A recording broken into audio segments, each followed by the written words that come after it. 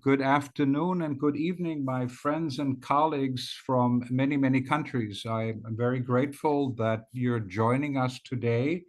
This is our first webinar that the IFEES GDC and IUCEE community is in partnership coming together this year in 2025. I wish all of you very, very well, and I've had a relationship with many of you for years, personally, online, and what have you.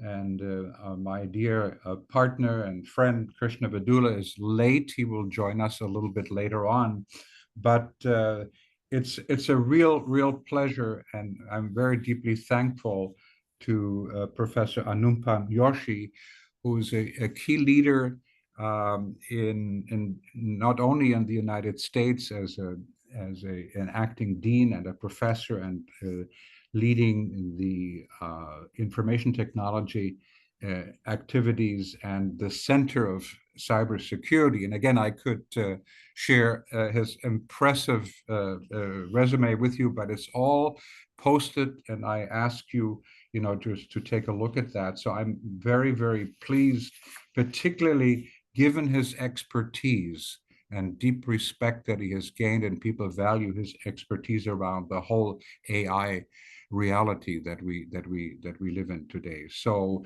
dear Anupam, it's a pleasure to give you the floor, and please, we look forward to you. So, make your presentation, and then people are always welcomed to raise some questions that you may want to deal with. Okay, please. Thank you, Hans. I truly appreciate this opportunity. And as you said, since the audience is all over the world, good morning, afternoon, evening, namaskar to those of you from India. So I had when Hans asked me to do this, I said yes. And then I didn't think very hard about it. And then Hans's folks asked for, where's your abstract for the talk? And then I recognized that I had the privilege of talking about security and AI to this August group about 3 years ago, where we were focusing on security of machines. So today I'm going to talk about, if you would, security of the human thought ecosystem. And it'll become clear as we go forward through this presentation. And as I say here, this is joint work with my former PhD student, Priyanka Ranade, who works for the US Department of Defense. Now, this says ripped from the headlines, but given that this is a global audience, these are ripped from headlines of newspapers in the West. So you can see a certain leaning about who's being blamed. But the thing I want you to take away from this slide is that influence and opinions are being actively shaped by state actors. So if I had to summarize my talk, right, there'll be 4 or 5 key things that I will try to do today, right? Misinformation, and I should have put air quotes around misinformation,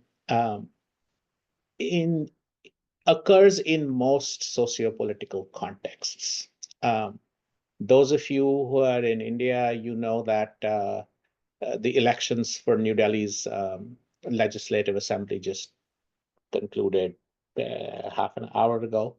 And there were all kinds of allegations, counter allegations, supported by all kinds of stuff being spread using WhatsApp. So misinformation is particularly ripe in these kinds of contexts. It's rarely a singular artifact, right? So if someone said the sun rises in the west, well, that's a singular artifact. You can produce facts and say, nope, that's not true.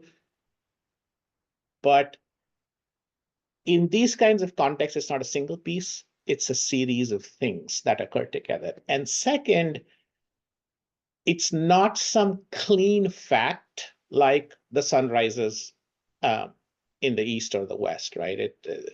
Often what is misinformation or disinformation lies in the eyes of the beholder. So modern influence operations try to mix facts, opinions, and tailored, crafted misinformation, often generated using AI, to craft a narrative that will shape opinion. And this is very easy to do in the modern sort of world, right? This is not new. Misinformation. Many of you are attending this talk from India. And so when I say this goes back to Yudhishthir saying Ashwathama Hato, and then in a very low voice saying Narova Kunjarova. For the rest of you, in the great Indian epic Mahabharata, there is a great warrior on the bad side, a good guy on the bad side, and he can't be defeated. And to defeat him, a person who's virtuous, truthful, on the good side is asked to announce loudly, Ashwathama is dead. Ashwathama is the name of the bad guy's child. And then in a very sort of low voice, because this person only wanted to speak the truth, the person is asked to say, the elephant, not the man. Right? So they killed an elephant named Ashwathama and then announced loudly, Ashwathama is dead, thus causing this great warrior on the bad side to essentially give up since his son was dead. So these are stories from 3, 4, 5,000 years ago. So this idea of crafting, creating misinformation, this is not new. What is new is the speed and scale at which you can do it, right? And using tools like ChatGPT and whatever else. I'm just using ChatGPT as a shorthand for Gen AI, but whatever's your favorite tool, right? Whether it's Gemini or Anthropic, a Claude, or a Llama, or whatever tool you want to use. It's all, and this is a very low cost and hard to attribute troublemaking that nation state adversaries can do today. And so it's being done. The question our research is trying to address, and again, we are coming to it from an AI and security lens. There is a sociological lens here, there's a psychological lens here. We're technologists, we look at it from an AI and security lens.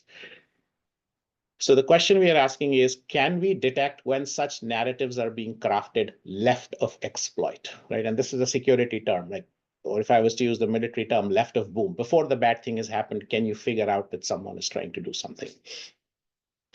And notice that I'm casting this question as detecting a narrative without necessarily taking a stand on whether that narrative is correct or not, right? So I'm just looking, is a series of things I'm seeing out in the social media or media world lead to a narrative? Because I want to figure that out, and then you'll see why. So before I get into specifics, let me give you an example that happened not too long ago. So in September 2018, there was a Typhoon Jebi, that caused the closure of Kansai Airport in Japan, right? People were evacuated from the airport to Osaka City. This evacuation was arranged by the Japanese government and the airport authorities, and the airport buses were used to evacuate people from the airport to designated places from where their airlines or their embassies were supposed to take them out and pick them up. A Chinese airline grouped all of its passengers into specific airport buses. Nothing wrong, pretty common, saying everyone who's flying this airline, you go into this bus, right? And then the Chinese consulate arranged to transport Chinese passengers from that designated point into various places they could stay in Osaka. So far, all of these are facts, undisputed facts, right?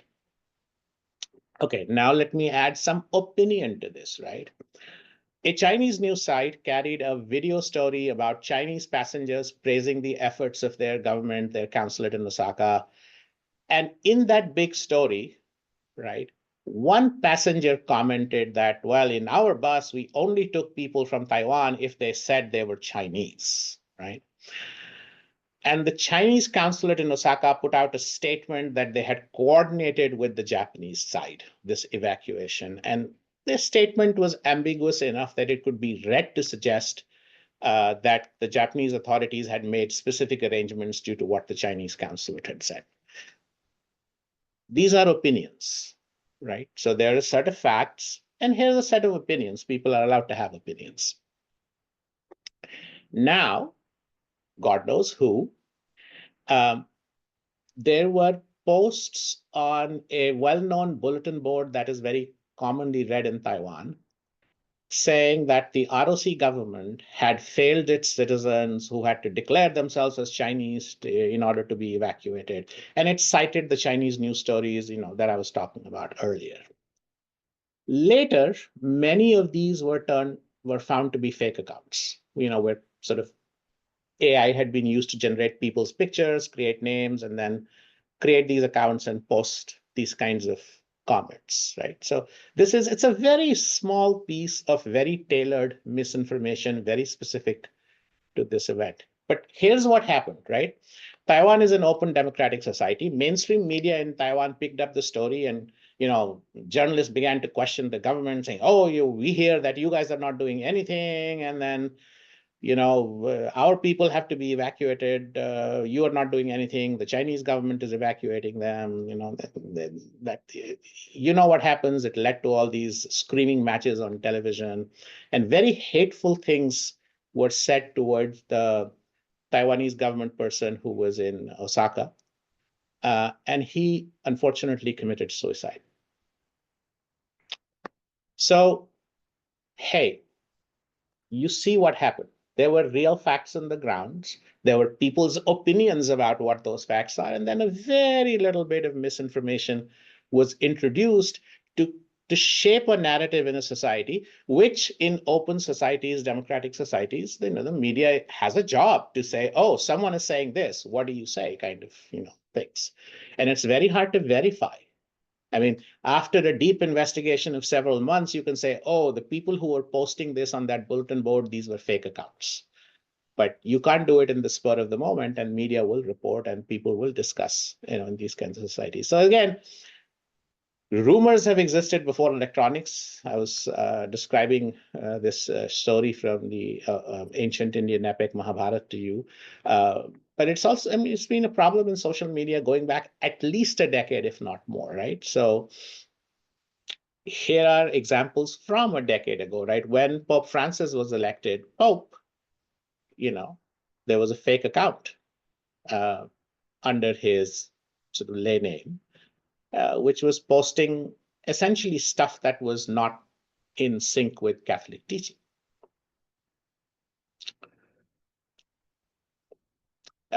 This was another example, perhaps more in jest, where Delta had a Twitter presence or X presence called Delta Assist. Someone created an account called Fly Delta Assist with the same name and started posting things saying, free tickets to the first 1,000 people that follow me, free tickets in Delta. So Delta had to clarify. Yeah, okay, those are minor things. Here are real world consequences, and this happened in India. So back in 2012, when Dr. Manmohan Singh, who passed away recently, unfortunately, was the Prime Minister of India, the official Twitter handle of Prime Minister of India is PMO India, right? Had whoever's the Prime Minister, their picture goes there. So this was the picture. Someone created an account called PM0 India with the same picture, right? And I'm going to focus on this account, although there were other accounts. Here is one that called itself Dr. Yum Yum Singh, with obviously a cartoonish picture. So these were parody accounts, but focus on this one here that's at PM0 India, right? So this is around the time when the Rohingya problem was starting in Myanmar. And there were some, ethnic unrest riots in Myanmar. And this account started to post pictures from that unrest, suggesting that those things were happening in the northeastern region of India, and saying, people from that part of the country are, beating up people from southern parts of India. And that actually led to an exodus for a couple of days from Bangalore of Northeast Indians who were fearful because these kinds of messaging was being spread before the government was able to come in and go to Twitter and get this blocked and so on and so forth. But I mean, you can cause very serious social and physical consequences. I mean, in India, there have been cases of lynching based on these kinds of fake rumors on WhatsApp about people coming to kidnap children and things like that. You can commit financial crimes, right? So around the time, and again, I'm showing you old examples deliberately to say this is not new, right? So when the Boston Marathon bombing happened, there were all these people that tried to say, oh, if you retweet this, we'll donate, or, go to this link and provide financial support to this person's family, the child who died, and so on. Good evening, Dr. Vedula. So here is another example that happened in the US, again, from 10 plus years ago, where for a while someone hacked into Twitter's feed and posted this, and the stock market actually fell for a few seconds, quite literally.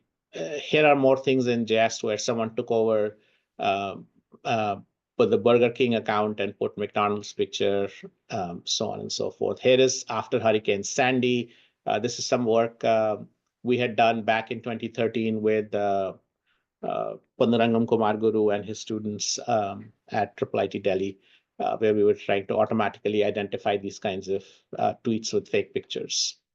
Right. So, because this problem is old, there's been a lot of work. There are tons of papers that talk about detecting misinformation or disinformation, right? And there are essentially two broad categories. One is automated. So you try to extract some features from either the image itself or the tweets or the text or the audio to say that this looks fake. So going back a slide, when we were detecting these images, we were actually not looking at the images, but the features like the text of the tweet and the links of the people who were posting to identify who was spreading misinformation. Or you could do manual fact checks, right? Although those are not without controversy. You've seen all this stuff about whether fact checkers are themselves without bias or not. So because you can detect a particular piece of misinformation, there are also known approaches to counter, although their success is limited. And this is especially insidious in social media that permit forwards with end-to-end encryption like WhatsApp, right? So in India, it's an endemic problem. You get all, I mean, if the to the Indian audience, members in the audience here, if I were to say how many of you, get random forwards in WhatsApp claiming that XYZ happened, and everyone's hands will go up. I mean, just you get flooded by this stuff in WhatsApp. And again, there is no way if you're on the detection or the law enforcement side for you to do very much because everything is end-to-end encrypted, so you don't know who started the chain. So again, as I was saying, information operations are not new, right? Cyrus the Great did it, Alexander did it, Mongols, would when they would take over a city, they would kill, the first one they took over in the country, they would kill almost everyone there because the word would spread and then other places would sort of surrender, right? Napoleon has used, I mean, almost everyone has used misinformation, pamphleteering in World War I and II. But if you look at the two hot conflicts that are gathering a lot of attention in the last few years, the situation in Ukraine and the situation between Israel and Hamas, you know that there is a battle being fought not just on the kinetic side on the battlefield, but there is a full-blown sort of information battle happening on social media and other places, right? And what that does is it's a direct reach to the hearts and minds of adversaries that is provided by social media, especially in open democratic societies, right? So in the US right now, there is a debate about TikTok and whether it should be banned. Without taking a position on that issue, it is the case that TikTok, in theory, can permit the government of China to push content or amplify content that Americans are seeing, right? Most Americans do not read what is being written in Xinhua, right?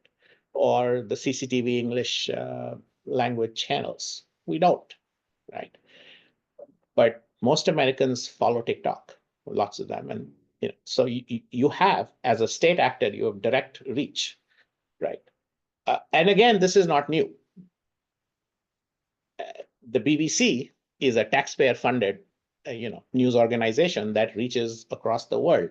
The CBC, the Canadian Broadcasting Corporation, same thing. Doordarshan in India. These are all state entities that provide information. But in the past, before this sort of spread of social media, you would mostly be influencing within. Now you can influence without. So that's sort of a big change that has happened.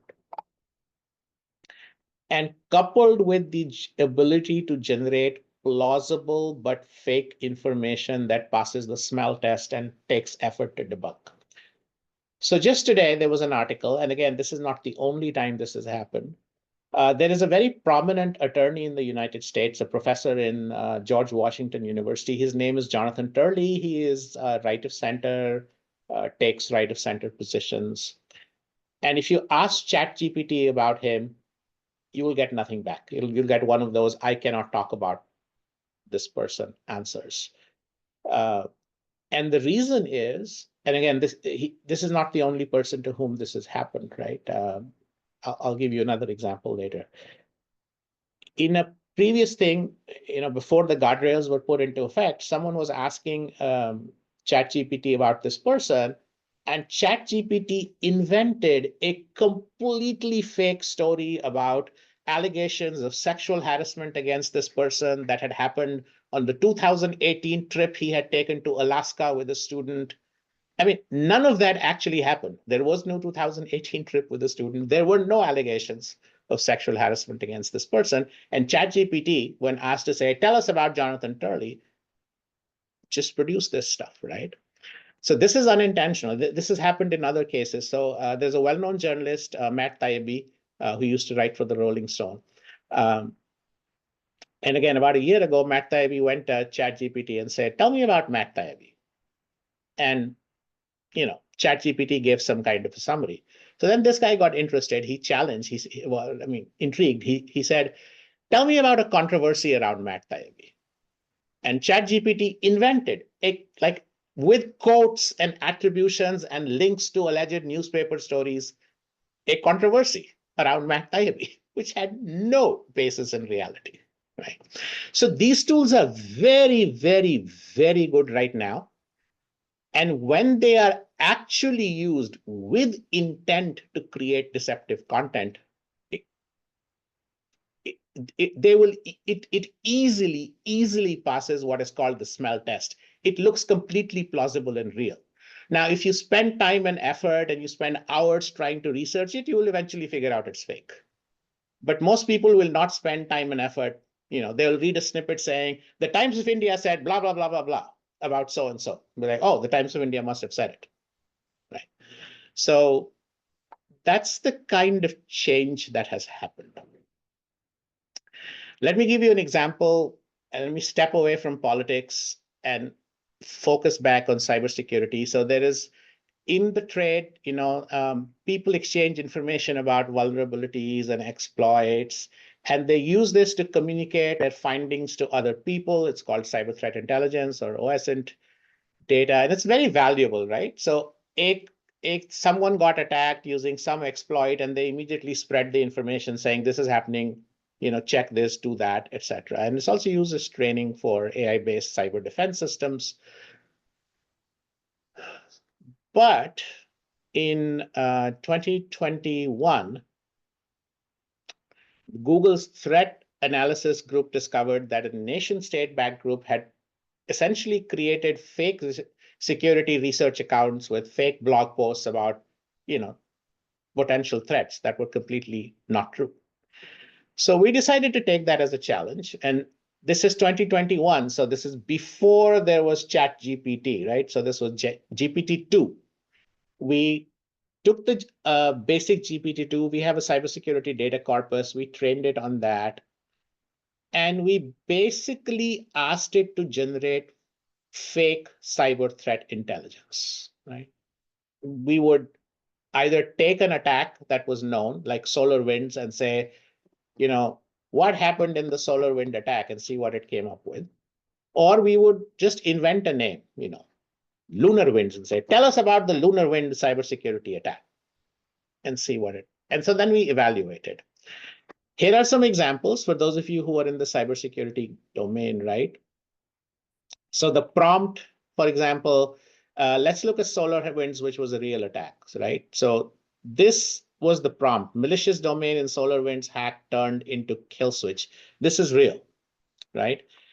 Because this is from an actual piece of cyber threat intelligence, right? Which you see here in gray. And then this is what we were able to get GPT-2 to generate. Look, it came up with, the name of the attack is correct, but it came up with a completely different idea of what the vulnerability was and how it was being exploited that had no bearing with reality. So the question is, if you see something like this, how do you know if it's real or fake? So what we did first to identify how effective these were, we got 10 threat hunters and analysts with 15 plus years of experience. Those folks are relatively easy to find where we are. A lot of people do this for a living, right? And so this is your classic confusion matrix, right? So in the actual data, we had roughly balanced 206 samples that were true threat intelligence and 220 samples that were fake, right? And then, so we looked at what people were labeling them as, right?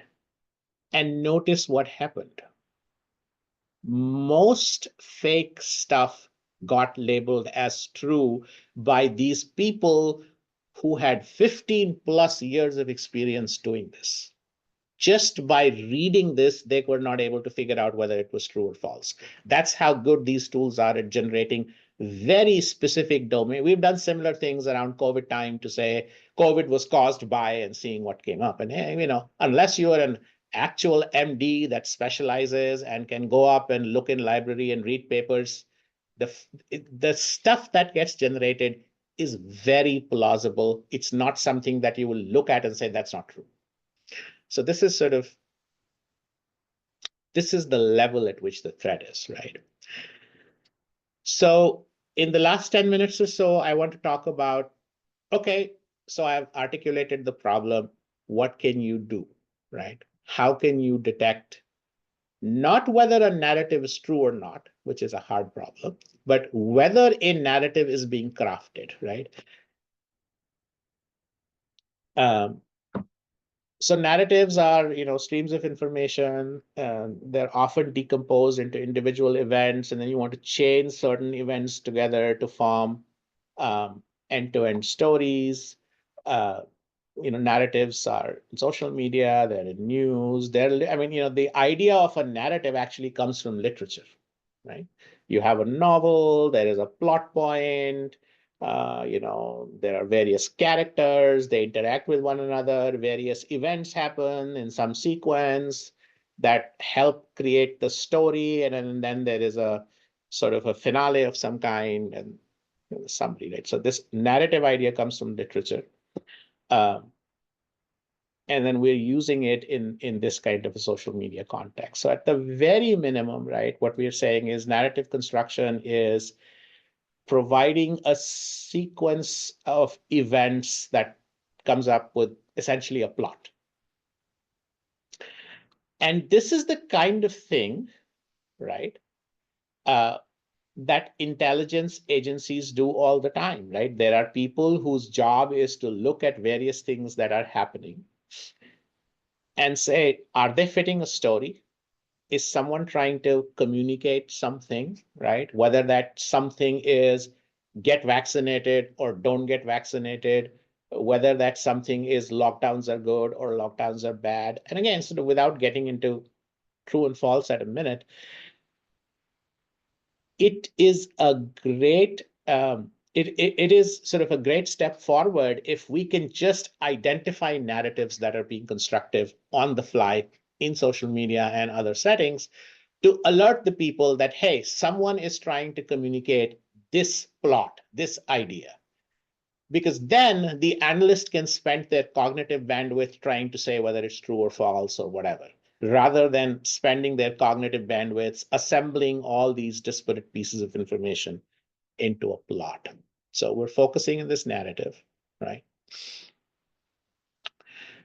And we're using sort of some high-level ideas that come from literature. Now, traditionally, I guess I'll talk about that in a minute. So what we are doing is, I guess, what you can call computational narrative construction, right? So you do a search about some event E, you get a bunch of documents D1 through Dn. You certainly want to put them out in some chronological order. That's often not that hard. But what you really want to do is to say, what is the order in which those things are fitting in terms of a plot and coming up into a narrative, right?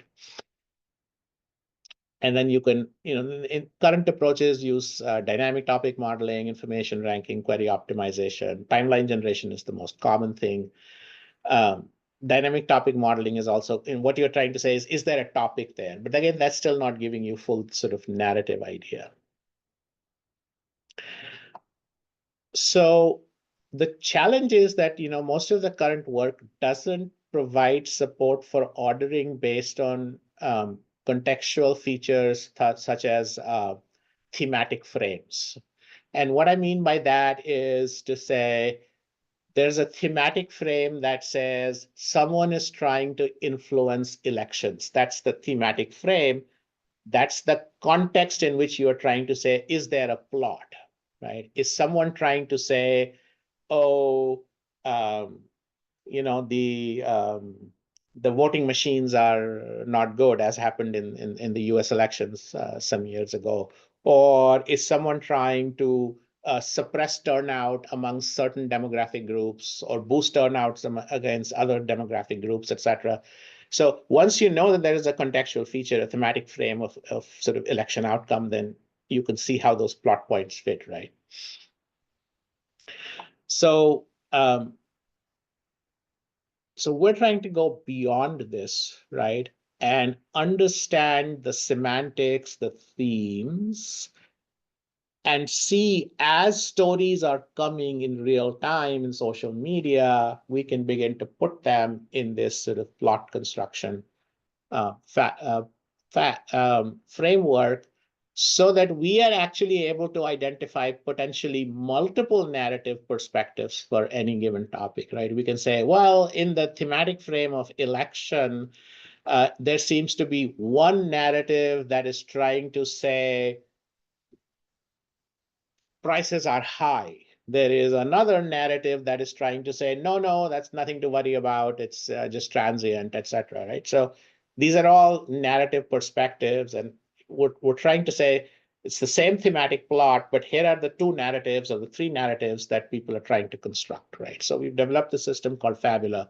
And then again, we collect the data, we do the traditional what you would do in standard information extraction to identify plot points. I'll talk a little bit about the inverted pyramid plot. And then we build this into an ontology to create an event plot knowledge graph. And then we have some deep neural networks that combine this with RAG to come up with what we're trying to do.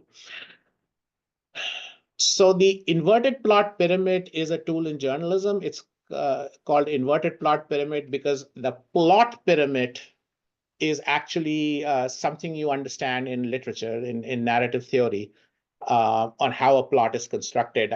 Given time, I don't want to go into literature, but this is easy to understand because sort of this is the journalistic thing, right? So the inverted plot pyramid says that there is a lead, which is the summary, and it has the 5W analysis: who, what, when, where, and why. Then there is a body, which is sort of, here are the things that are telling me the who, what, when, where, and why. And typically there is what's called the tail, which is some conclusory remarks, and ideally not, but sometimes journalistic opinions, where there'll be some kind of persuasion tactics or sentiments or opinions that will be expressed, right? So we capture all of this into our ontology. I will skip the details of the exact technology we did and how we created the ontology. But here is an example of what you would end up with once you had sort of ingested all this, right? So there's an article, uh, a specific article, which plot point is around sort of Ocean Gate expedition, and then its headline is this: Ocean Gate submarine explosion, exploring Titanic wreck missing. It has a date, it has a plot point, uh, around what it was doing, which is exploring the Titanic wreck. It has a plot point around where it happened in Newfoundland, Canada, etc. So once we have this, right, we essentially took the 1.3 billion parameter GPT Neo decoder, and we tuned it with some data of our own from a news intelligence corpus. And then what we did was we created sort of Sparkle templates for each of the inverted pyramid class, right? And used its output to augment the prompting of the GPT Neo report generator. So hence, this is a RAG kind of an approach, right? So you kind of query because you have this ontology where you've captured the knowledge, you can explicitly say, tell me the who, what, when, and use that as RAG to the report generation part of Neo. And so now you can see, given this kind of a thing, you can see the narrative plot being outlined, right? And so what you've managed to do, and here is another example, the 2023 Ohio disaster, where you took all the stories, and as an intelligence analyst, you said, okay, what's the narrative here? What's being thing?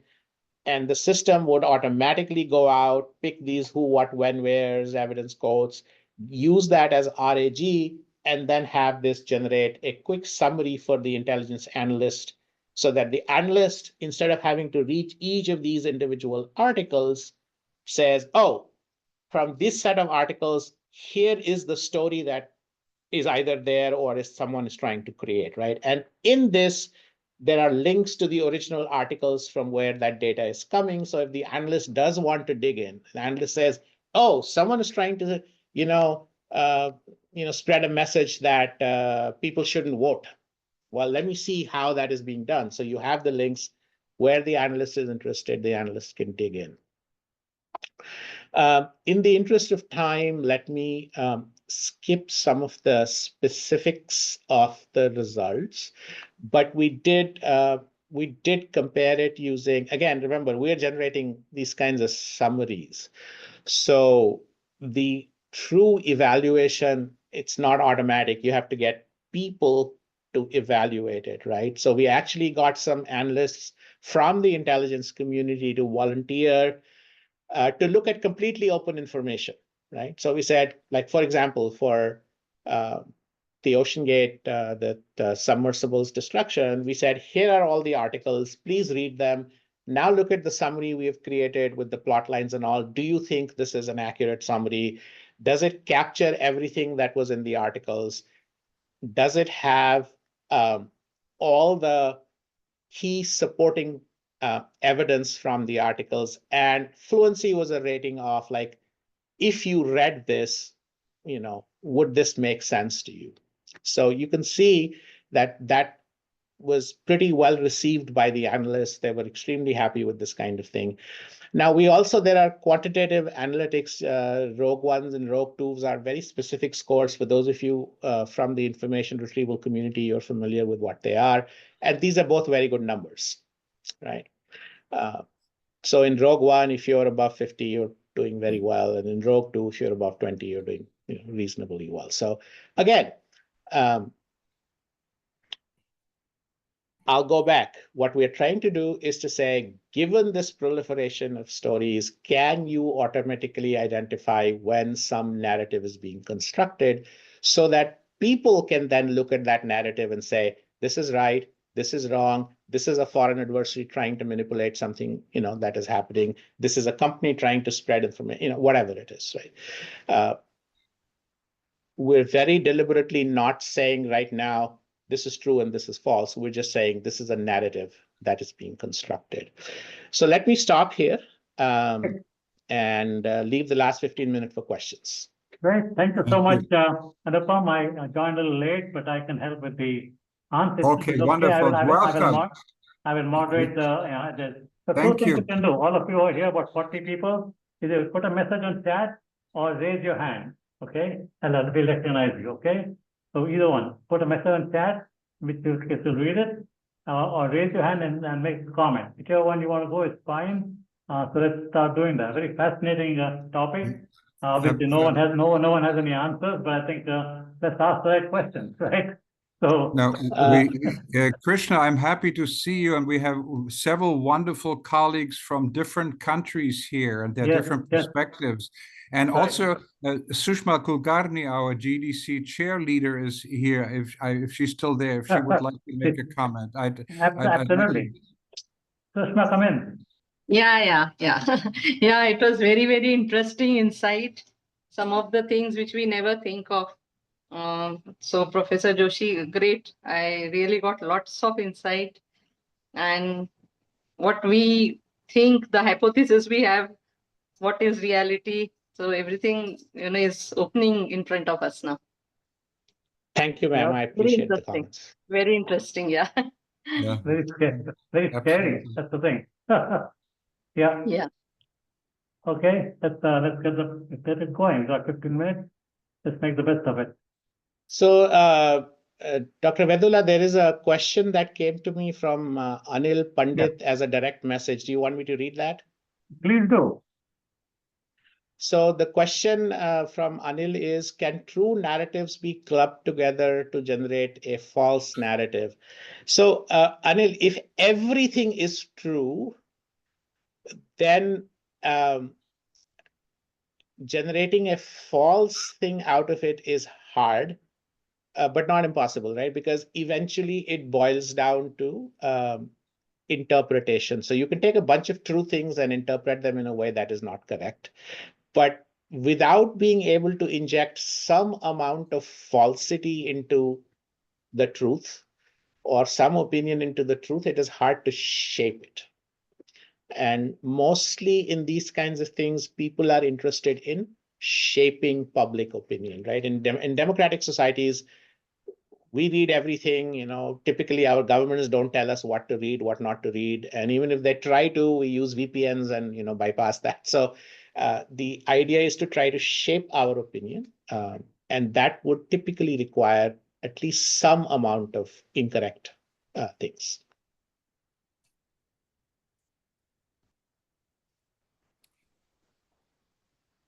How is detection automated? Question from Rajesh. How is detection automated? Yeah. So Rajesh, as I was trying to say, and again, happy to send you the link to our papers where we have published this, and getting into technical details here is hard. But what it is fundamentally is this, right? You're taking a bunch of well-known techniques from information retrieval that read large volumes of text and extract key things out of it. Those are well-known things in literature. not our innovation. What our innovation is to build an ontology that captures these things that you typically don't think about in computer science or IR, right? Narrative construction is something in literary theory. So we read deeply, Priyanka read deeply into literary theory, talked to our colleagues in the literature departments and journalism, and came up with this ontology that tries to capture what is called the plot process, right? So typically, if you read a novel, this is the easiest way to explain. If you read a novel, there'll be various characters. The characters will do various things because the author often is thinking of, here is what is going to happen in the end. So the author begins to put things in, and so now, of course, if you read the book at the end, you figure out what the author is hopefully trying to say. But what we are trying to say is, as the author is developing that, can you say, aha, the author is. So sometimes, you go watch a Bollywood movie, right, from the 60s or the 70s, and oh, this is the rich boy, this is the poor girl. Of course, in the next 10 minutes, they are somehow going to meet and fall in love, right? So that's the kind of thing we're trying to automate, is to say, as the plot points are being introduced, can we say, aha, they are probably being used to craft that narrative. And as you saw, we are using traditional techniques from information retrieval, coupled with some work we've done on the semantic web, and fine-tuning the large language models to do this kind of detection. So that's our technical contribution. So, Anupam, how do we train our future generation of students to be prepared to deal with these things? That's a very good question, Dr. Vedula. And I'm going to default back to, I think it was in 8th grade when we were studying Sanskrit. They taught us a Subhashita. And I'll translate for everyone's benefit. The Subhashita was na vishvaseta vishvaste avishvaste chapina vishvaset vishvasad bhayam utpannam mulyanapi nikrantati. It says, wow, don't believe what is believable, and don't also believe what is unbelievable, because belief creates, it creates issues. It's hard to explain Molanapi Nikrantati in English. But I think the way you train is to be aware of the fact that there are actors in this world who will exploit your belief, right? So be careful. And as they teach us in science, be always willing to revise your belief, right? Often in these kinds of socio-political situations, we tend to fall into the lack of a better word, our tribal groups, right? And then we take as truth whatever that group is saying. So the way we want to train our citizenry is, just because your friend or family or someone forwarded you something in WhatsApp, it doesn't mean it's true. Even if they said, oh, Times of India said this, or the Hindu said this, it doesn't mean it's true, right? So have a healthy dose of skepticism. But Dr. Vedula, this is a very, very hard problem. So critical thinking, I guess people talk about critical thinking as a skill, global skill that students should have. So they should keep emphasizing critical thinking as a part of education throughout, I think. Critical thinking, not just applied to your discipline, but applied to the broader socio-political context. Okay. Shilpa says, please throw a light on dynamic topic modeling. I would like to do some research on this. So dynamic topic modeling is the idea that if you are reading a series of articles, so I'll give you an example from some research one of our colleagues had done. So you are familiar with this body called IPCC, which is the UN body that studies climate change, right? They publish, I think on a 5-year frequency, they publish these reports. So what one of my colleagues did was to apply the dynamic topic modeling idea to say, okay, what was the reports talking about 20 years ago, and how has what they are talking about changed, right? So dynamic topic modeling is to say, you're talking about the same issue. Let us say you are talking about, social justice. Well, what's being talked about today? How is it changing? And so these kind of, that's dynamic topic modeling. right? Shilpa, and then I think Atre. Atre says, Atre. I was wondering, since AI being matched to human intelligence or better, human always thinks differently. Some tell lies, some exaggerate. So the question is, can we ever trust AI to be true, or there will always be an X factor that we should always validate? Yeah, so you should not, I mean, at least today, you should not trust AI to be true, right? As I was just giving you examples, it can create complete hallucinations, right? And this is something for those of us who are educators, I know, and I mean, on our university and everywhere else, there is this, oh, we need to teach our students how to use ChatGPT and this and that, right? The first thing you need to teach these students as you're telling them about these tools are unreliable, right? Don't take on face value whatever is said, whatever output ChatGPT gives you. So there will always be a factor, and you should always validate. That's a good life lesson, regardless of the technology concerned. A lot of people advise students to ask ChatGPT with a clause saying, "Do not hallucinate." Does that help? No. Okay, it has to anyway. Okay. Any safeguards can be implemented to prevent AI from creating false narratives? From Sharmila? Yes, you can, right?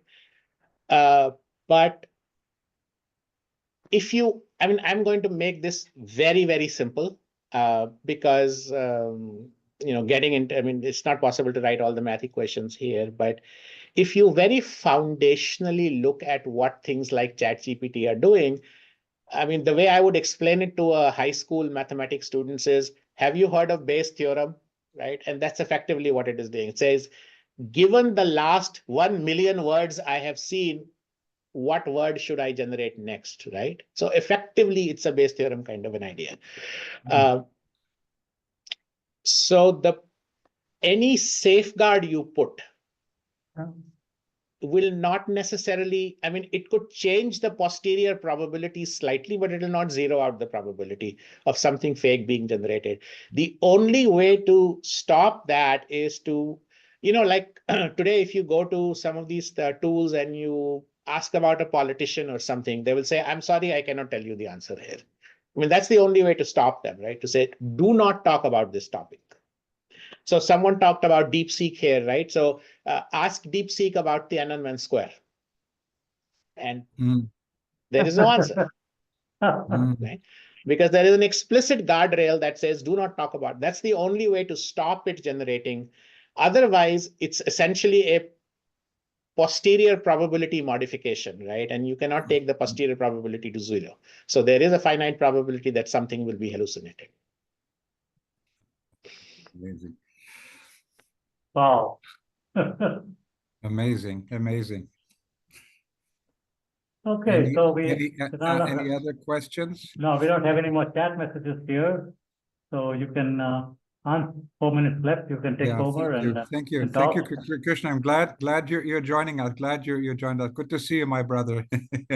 We had a fabulous sessions, Anupam, our recent global conference in Sydney on AI. And I'm going to plant the seed here because what you're doing, the work you're doing, the kinds of articulation, it's absolutely fascinating, And one of the things I just wanted to say, I'm going to South Korea in March to plan our global conference, and I wanted all the other participants here to know, in South Korea in September. And again, that particular topic, this issues obviously is of deep interest. So I'd like to stay in touch with you to see if you could engage.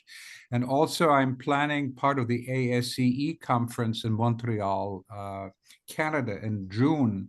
We have a session there of IFEES and GEDC. And I think there would be a lot of interest also. Again, I just wanted to all of us know, and several of colleagues and friends I hear today know about these. Krishna and I are in very close contact, obviously, with Sritar and Jessica, planning other webinars for the next 6 months per se, of a variety of other exciting and very critical, important topics. I just want to mention this to all of you. And finally, basically, Anupam, thank you for your thoughtful presentation. This is recorded. We want to share if there are some other materials you think you could share with me, and we will share with our global community per se. I'd genuinely be grateful, Anupam. So wonderful, and very grateful for your very thoughtful and incredibly relevant presentation, and the issues, particularly you mentioned India. Look at the current context in the United States per se, and I don't want to get into that conversation. It is so deeply relevant per se. So peace be with you, and let us, all of us, stay in touch. Thank you again, dear. Thank you. Thank you. Thank you, everybody. Thank you, everybody. Good night and good morning. And stay home. Bye-bye. Thank you. Bye. Bye. Thank you.